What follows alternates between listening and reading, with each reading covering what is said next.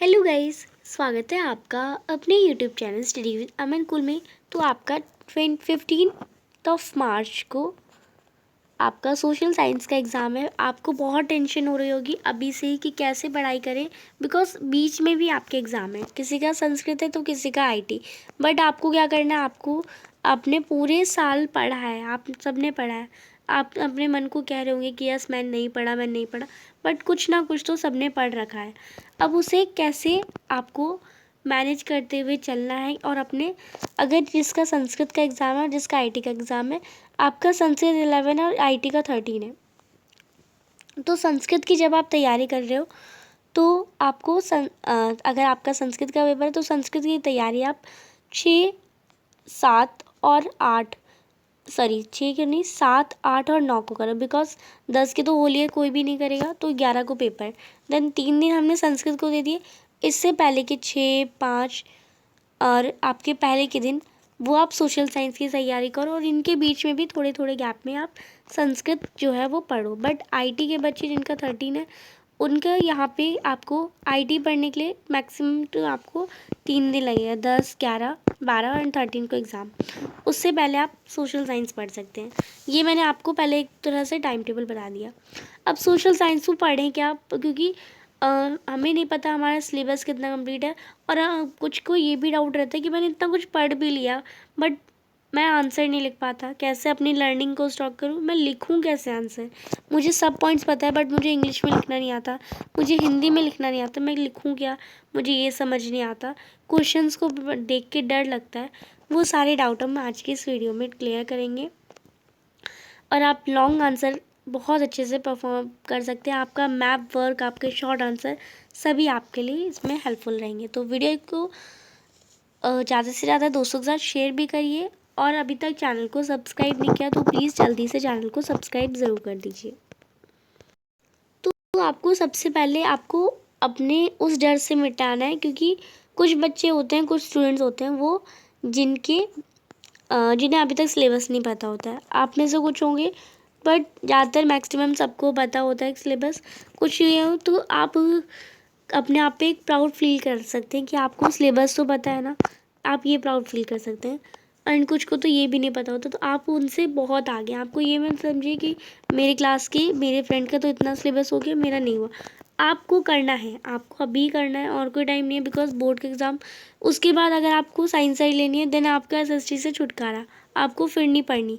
Boring लगती है जितना, बस आपको बस 5-10 दिन और झेलनी है, फिर नहीं झेलना, फिर आपको एसएसटी को टाटा बाय कर देना। तो बस 5-10 दिनों के लिए आपको इसे पढ़ लेना है, समझना नहीं है, पढ़ लो बस, ये भी काफ़ी है। याद कर लो, रट लो, ये आपके लिए, अगर आपको जो एसएसटी है वो समझ नहीं आ रही है तो। क्योंकि एसएसटी पढ़ने से ज़्यादातर को नींद आ जाती है, एंड वो किसी किसी को बोरिंग सब्जेक्ट लगता है। मेरे लिए वो नॉर्मल एवरेज सब्जेक्ट है, बोरिंग भी नहीं है और ज़्यादा इंटरेस्टिंग भी नहीं है। आपको सबसे पहले टाइम मैनेजमेंट करके चलना है। आपको ये ध्यान में रखना है आपका पेपर 10-20 मिनट पहले ही हो जाए, क्योंकि इसमें सेक्शन एक बढ़ गया है, just like ABCDE and F section भी है। ए सेक्शन आपका MCQ, B section short answer, C section थोड़े से लॉन्ग हो जाएंगे, डी सेक्शन लॉन्ग आंसर, फिर ई सेक्शन आपके case based, and then F section आपका मैप। तो आप देख लीजिए आपको कितना ज़्यादा कुछ करना है। फिर मैप में भी आप जब टाई नोट करेंगे, यानी मैप को बांधने के लिए आपको फिर धागा दिया जाएगा, धागा बांधने में टाइम लग जाएगा, 5 मिनट वहाँ पे आपके वेस्ट हो जाएंगे। तो इसमें से भी आप 5 मिनट माइनस कर दो, 155 मिनट से पूरा पेपर लिखने के लिए, और जो कि बहुत कम है। आपको अभी से अपनी स्पीड बढ़ानी है। वो स्पीड बढ़ाने के लिए मैं आपको बताऊँगी अभी नीचे। सबसे पहले अगर हम बुक वाइज देखें, आपका चैप्टर अभी तक कंप्लीट नहीं है, तो आप सब कह रहे हैं कि एनसीईआरटी पढ़ लो, वो अभी टाइम नहीं है, आप एनसीईआरटी रीड नहीं कर सकते। मैं आपको बताऊंगी एनसीईआरटी में क्या रीड करना है, क्या नहीं करना है अभी। बट अगर आप किसी कोई आपको एडवाइस दे रहा है कि एनसीईआरटी रीड करो, तो बिल्कुल नहीं, आप इस वक्त एनसीईआरटी रीड नहीं कर सकते। आपको क्या करना है, सपोर्ट मटेरियल जो होती है या फिर नोट्स। सपोर्ट मटेरियल अगर आपके नोट्स भी उन्हीं के बन रखे होते हैं जो उन्होंने पढ़ा होता है। आप किसी और के नोट्स लेंगे तो वो आपको इतना समझ भी नहीं आएंगे। सपोर्ट मटेरियल ले सकते हैं अगर आपके नोट्स बने होंगे, तो वो तो बहुत ही अच्छी बात है। नोट्स लीजिए, डेट को याद करिए, टाइमलाइन, हिस्ट्री के लिए टाइमलाइन यानी हर एक स्टोरी की लाइन पता होता है, लाइन पता होनी चाहिए, स्टोरी लाइन पता होनी चाहिए। वो कैसे आपको पता चलेगी? अगर आपके पास टाइमलाइन नहीं है तो आपको क्या करना है, चैप्टर लेना है। चैप्टर की फर्स्ट हेडिंग क्या है? जस्ट लाइक अगर हमने chapter rise of nationalism in Europe ले लिया, उसमें सबसे पहले क्या हुआ? फ्रेंच रिवॉल्यूशन हुआ। सेकंड में क्या हुआ? नेपोलियनिक वॉर हुई, यानी सिविल कोड वो लेके आया। तो आपको जस्ट लाइक मुझे जैसे याद है, ये मैंने सबसे पहले ये हुआ, फ्रेंच रिवॉल्यूशन हुआ, फिर सिविल कोड आया, फिर नेपोलियनिक वॉर हुई, फिर ट्रीटी ऑफ वीना साइन हुई। तो ऐसे आपको जो स्टोरीज़ है, आपको ये नहीं कि आप बिना देखे एक बार याद करें फिर बिना देखे, आप एक बार देख के लिख लो, चीटिंग करके लिख लो, पूरा एक बार देख के लिख लो पूरा एक बार, एंड देन उस टॉपिक को पढ़ो। देन आपको ये तो पता चल गया ना कि इस चैप्टर में हुआ क्या क्या। सारे आपको हिस्ट्री में यही आपको टॉपिक के वाइज ही क्वेश्चन आते हैं।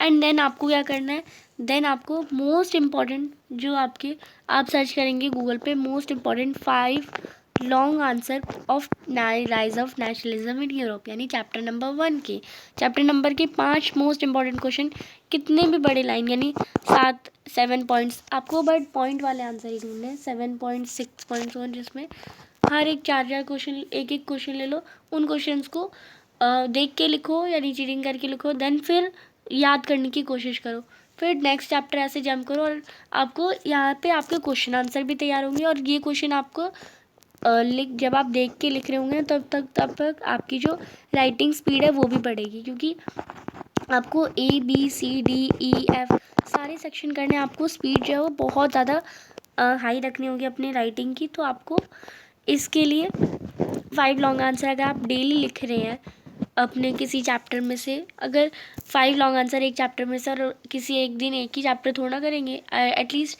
1 डे 3 चैप्टर्स तो आपके होने चाहिए। एक हार्ड चैप्टर हिस्ट्री का ले लो, 2 चैप्टर इजी इको के ले लो, या एक इको का ले लिया, एक सिविक्स का ले लिया। तो ऐसे आपको चैप्टर को डिवाइड करते हुए चलना है, एंड ये आप अपने अकॉर्डिंग कर सकते हैं कि कौन सा चैप्टर पढ़ने का आज मन करिए। बट ये आपको ध्यान रखना है, आपके पास लिमिटेड टाइम है, और आपके पास चैप्टर 21 है, टोटल 21 चैप्टर है। टाइम ज़्यादातर मैक्स 7 डेज़ है, तो आपको उसके अकॉर्डिंग 3 चैप्टर ही पर डे करने हैं। और नहीं थे कैसे करना है वो मैंने आपको बता दिया। आप चैप्टर का नाम लिखा, उसकी सारी हेडिंग्स लिखी, उन हेडिंग्स को समझने के लिए वीडियोस चलाई। वीडियो मोर देन 1 आवर आपकी नहीं होनी चाहिए। 1 शॉट देख लो, 20 मिनट्स 30 मिनट्स के भी। अब आपके हिस्ट्री के भी चैप्टर्स चल रखे हैं तो आप वो भी देख सकते हैं। हिस्ट्री के चैप्टर के लिए टॉपिक को समझ जाओ एंड मोस्ट इंपॉर्टेंट 5 क्वेश्चन कर लो, देन सेकंड चैप्टर पे जंप करो, और ऐसे ही आपको हिस्ट्री के सारे चैप्टर करने हैं। ये था हिस्ट्री के चैप्टर के लिए बात। यहाँ पे ज्योग्राफी के चैप्टर के लिए बात नहीं हुई थी। ज्योग्राफी के चैप्टर के लिए आपको सबसे पहले सारी इंफॉर्मेशंस, सारी नॉलेज गैदर करनी है। मैप के जितने भी क्वेश्चन, कौन सी जगह कहाँ पे सबसे ज़्यादा मेजर सॉइल होती है, कहाँ पे मेजर राइस का एरिया है, तो वो सब आपको अच्छे से पता होना चाहिए। सारी जनरल नॉलेज अबाउट चैप्टर है वो आपको पता होना चाहिए। बाकी आप बना के लिख लेते हैं। देन चैप्टर रीडिंग पूरी इंपॉर्टेंट नहीं है, टाइम नहीं है बिल्कुल भी, चैप्टर रीडिंग का नहीं है। आपको नोट्स से पढ़ना है, PYQ पर से पढ़ना है। आपने नोट्स बना रखे तो नोट्स से पढ़ ली, नहीं बना रखे तो सपोर्ट मटेरियल आपको, या फिर कोई बहुत सारे यूट्यूब चैनल्स हैं जो आपको नोट्स भी प्रोवाइड करते हैं। इवन मैंने भी आपको रिवीजन नोट्स, आपको लास्ट टाइम मूवमेंट में रिवीजन नोट्स मैंने प्रोवाइड कर रखे हैं। आप एक बार चेक कर लीजिए, आपको डिस्क्रिप्शन में लिंक मिल जाएगा, आप वहाँ से एक बार चेक कर लीजिए। मैं ये नहीं कह रही कि आप वो नहीं पढ़ लीजिए, आपको आपके अकॉर्डिंग वो आप देख सकते हैं। नोट्स को, रिवीजन नोट्स को आप पढ़ लीजिए। एंड पी वाई क्यूज़ 1-2 जो आपके पेपर हैं उन्हें ज़रूर सॉल्व कर लीजिए। उसके लिए मैं आपको लास्ट ईयर के पेपर जो है वो अपने चैनल पे डाल दूँगी, जिससे आप वहाँ से देख सकते हैं। एंड मैं उनके आंसर्स डिस्क्रिप्शन में डालूँगी, पेपर आपको दिखाऊँगी। बिकॉज अगर आप जस्ट आपने क्वेश्चन देख लिया एंड देन आंसर देख लिया, तब तो आंसर दिख ही गया, आप अपने माइंड को सोचने का टाइम ही नहीं दे रहे। बट आपको जब क्वेश्चन दिखेगा तो इस क्वेश्चन में कौन सा रूल अप्लाई हो रहा है, इस क्वेश्चन में कौन से चैप्टर का आएगा, वो आपको याद आएगा जब आप क्वेश्चन को देखते हैं। तो आपको क्या करना है, उन क्वेश्चंस को देखना है, सोचना है कौन से चैप्टर में से और क्या क्या आप लिख सकते हैं पॉइंट, और उन्हें एक बार ज़रूर लिखिएगा। तो वो प्रीवियस ईयर मैं आपको अपने चैनल पे डाल दूँगी। चैनल को सब्सक्राइब नहीं किया तो कर लीजिए, वरना पता नहीं चलेगा कि वीडियो डल भी चुकी है। सैम्पल पेपर सॉल्व करना है। अब जिनका सिलेबस कंप्लीट ही हो रखा है, जिन्हें नोट्स और इन सब की रिवाइज करने की ज़रूरत नहीं है, वो सैम्पल पेपर सॉल्व करो। एंड जो कर भी रहे हैं, जो अपना सिलेबस भी कंप्लीट करो, वो भी साथ साथ करो, जिससे आपकी जो लिखने की पावर है 3 और टाइम, सैम्पल पेपर जब भी सॉल्व कर रहे हो टाइम लिमिट पे ही करो। वीक टॉपिक्स पता चलेंगे और उन्हें ही बार बार रिवाइज करो। पूरा हर एक पन्ना रटने का, यानी आपने यहाँ पे बायोटिक देन हर एक चीज़ की डेफिनेशन लिखी, आप उसे ही बार बार पढ़ रहे हो और आपको ही लग रहा है मेरे तो सभी आता है, तो वो नहीं करना है। वीक टॉपिक्स पे ध्यान दे रहा है। जो आपको लगता है कि अगर ये पेपर में क्वेश्चन आ जाता तो मुझे तो नहीं आता, मुझे तो एक बार रिवाइज करने की ज़रूरत है, उन टॉपिक्स को देखो। MCQ क्वेश्चन आपके 20 क्वेश्चन होंगे, उनमें आपको क्या करना है, रीडिंग टाइम के अंदर ही सॉल्व कर लेना है और पेपर पे टिक कर लेना है, इतना कुछ नहीं कहता है कोई भी इन्विजिलेटर। और केस बेस्ड, पेपर पे टिक कर लिया, 15 मिनट और लेके केस बेस्ड भी 3 केस बेस्ड होंगे वो सॉल्व कर लिया 35 मिनट में। एंड देन पेपर स्टार्ट कर देना है। एंड स्टार्ट करके जब आपने 20 मिनट की रीडिंग टाइम में MCQ भी कर लिया, यानी सेक्शन A भी हो गया, सेक्शन E भी आपने माइंड में सोच लिया कि इसका ऐसे करना है, इसका ऐसे करना है। और जब आपने माइंड में सोच लिया होता है ना, तो बहुत जल्दी कर लेते हैं। तो सेक्शन A से स्टार्ट करेंगे, 5 मिनट में सारे, अगर आपने ऑप्शन टिक कर लेना तो 5 मिनट में सारे ऑप्शन लिख लोगे, BCDEF, फिर लगातार लाइन से, क्योंकि आप क्वेश्चन आंसर करके गए हैं, आपने बहुत कुछ देखा है, तो B से स्टार्ट करो, देन C, फिर जंप करो, क्योंकि 2 मार्कर, यानी धीरे धीरे कॉन्फिडेंस बिल्डअप होगा। आप छोटे क्वेश्चन करोगे सही जाएंगे, देन बड़े पे जंप करोगे तो वो भी आ जाएंगे, एंड बड़े आराम से आपका सारा सेक्शन हो जाएगा। E ऑलरेडी कर रखा था तो जल्दी जल्दी ये भी हो जाएगा। देन F सेक्शन मैप का होगा, मैप का भी आप पहले भी कर सकते हैं, जब रीडिंग टाइम में ही आपको टाइम मिले, अगर मैप का इजी लगे तो मैप तभी उसी वक्त फिल कर लो फाड़ के, वो भी आपकी मर्ज़ी है। देन 20 मिनट आपको ज़रूर चेकिंग के लिए रखने हैं, क्योंकि कभी कभार ऐसा होता है कि फर्स्ट क्वेश्चन, यहाँ पे बाई चांस आपको 6 क्वेश्चन दे रखा है, इसका first part, second part, 5th तक पार्ट है और आपने 4 तक ही करे, तो आपको 5th पार्ट आपने नहीं करा, तो आप लास्ट में एंड मोमेंट में कर सकते हैं वो, अगर आपने चेक कर लिया कि हाँ ये तो मैंने नहीं करा बट ये मुझे आता है, तो वो वाला गिल्ट नहीं रहना चाहिए कभी भी कि जब क्वेश्चन आता हो और वो ना कर पाए, तो वो आप एक बार चेक ज़रूर कर लेगा 20 मिनट चेकिंग के लिए। क्योंकि SST इतना बड़ा बड़ा आप लिखते हैं, SST ऑल अबाउट, मतलब कि सब कुछ भरा भरा सा, तो आपको हाईलाइट करना यहाँ इंपॉर्टेंट होता है। इंग्लिश में इतना इंपॉर्टेंट नहीं होता, मैथ साइंस में इतना इंपॉर्टेंट नहीं होता, बट SST में, क्योंकि आप पूरा, आपका जो इन्विजिलेटर है वो पूरा पैराग्राफ नहीं पढ़ेगा आपका, जो उसमें बातें, अगर उसमें बोला गया कि सिविल डिसोबीडियंस मूवमेंट समझाओ, तो अगर आपने लिखा है महात्मा गांधी द्वारा स्टार्ट हुआ तो महात्मा गांधी लिखो, महात्मा गांधी की अंडरलाइन, और कब स्टार्ट हुआ, डेट, आपने डेट पे हाईलाइट कर दो, कहाँ स्टार्ट हुआ, साबरमती से दांडी, तो साबरमती और दांडी पे हाईलाइट कर दो, तो बस वही पॉइंट्स देखिएगा। वो आपकी ग्रामर देखने नहीं आया, वो आपके नंबर देखने नहीं आया कि आपको इंग्लिश कितनी अच्छी आती है, आपको इसलिए हाईलाइट करना है। आंसर के आपको जो पॉइंट्स है वो पता होना चाहिए, मीन्स कितना आंसर आप कितना लंबा लिख सकते हैं, यानी 1 मार्क में आपको सब में 2+2+2+ करना है, यानी अगर आप 1 मार्क का क्वेश्चन है तो एटलीस्ट 3 लाइन्स लिखिए, 2 मार्क का क्वेश्चन है तो एटलीस्ट 4 लाइन्स लिखिए, 3 मार्क का क्वेश्चन है तो +2 यानी 5 पॉइंट्स लिखिए। यहाँ पे 3 मार्कर में पॉइंट्स वाले क्वेश्चन आ जाते हैं, इसलिए मैंने पॉइंट बोला। 1 मार्कर और 2 मार्कर में आपको पॉइंट नहीं बताना होता। देन 5 मार्कर में आपको 7 पॉइंट एटलीस्ट लिखिए, क्योंकि हमेशा 2 पॉइंट ज़्यादा ही लिखने होते हैं। अगर आपके 5 नंबर का है, 5 पॉइंट, उसमें से एक गलत ही चला गया तो 4 नंबर मिलेंगे, बट आपने 7 लिखा हो, 7 की प्रोबेबिलिटी में 5 तो अगर सही है तो आपको, और एक्स्ट्रा में नंबर अगर आपने पॉइंट सही है तो आपको मिलेंगे, यानी हमेशा 1 या 2 एक्स्ट्रा ज़रूर लिखना है। अगर आपको 7 याद नहीं आ रहा तो आप 6 लिख सकते और 5 भी लिख सकते हो, बट 4 नहीं लिखने, ये आपको ध्यान रखना है। डाटा जो है आपका वो सारा पॉइंट वाइज ही होना चाहिए, हर एक क्वेश्चन को पॉइंट में आंसर करो, ये नहीं कि अगर हमें सिविल डिसोबीडियंट मूवमेंट बताना है तो पहले यहाँ से स्टार्ट हुआ, आफ्टर ये हुआ तो ये हुआ, अब वही लाइन उसे आपको पॉइंट्स के अंदर, यानी पहले पॉइंट में जो भी आपने लिखना था वो यहाँ पे लिख दिया, देन दूसरा पॉइंट लिख दो, बस पॉइंट बना दो और वो एक एक लाइन छोड़ के लिख दो, पूरे पैराग्राफ को आपको पॉइंट वाइज करना है। देन इम्पॉर्टेंट टॉपिक्स की वीडियोस देख लीजिए, जो आप एक बार मार्क कर लीजिए इम्पॉर्टेंट टॉपिक्स आपके कौन कौन से हैं हर चैप्टर में, उनकी पूरी वीडियोस देखने के, लेक्चर देखने के 21 चैप्टर की, और वो भी 1-1 घंटे की वीडियो। बहुत टाइम लग जाएगा वो अगर आपने पहले से कर रखा है, क्योंकि कुछ प्री बोर्ड्स में भी लेक्चर्स हमने देखे थे, कुछ हमने मिड टर्म में भी लेक्चर्स देखे थे, तो हमें ज़्यादातर लेक्चर्स याद हैं। बार बार एक ही सेम लेक्चर देख के कोई फ़ायदा भी नहीं होगा। तो आपको क्या करना है, इम्पॉर्टेंट टॉपिक या आपका वीक टॉपिक, उसकी वीडियोस देखनी है। यानी उस टाइम से आप स्टार्ट कर दीजिए, और उस टाइम जब तक वो टॉपिक कवर हो, बस 5 मिनट में का वीडियो। हमने 1 घंटे की वीडियो नहीं देखी, हमने बस उस टॉपिक को देख लिया। और उस टॉपिक की, यानी उसी इम्पॉर्टेंट टॉपिक, जस्ट लाइक हमने ट्रीटी ऑफ वेना का जो टॉपिक देखा। अब ट्रीटी ऑफ वेना जहाँ पे हमारी बुक है, उसमें वो लाइन कहाँ से वो टॉपिक है, उस टॉपिक को हमने बस रीड कर लिया। वो ज़्यादा बड़ा नहीं होगा, वो एक पैराग्राफ का होगा।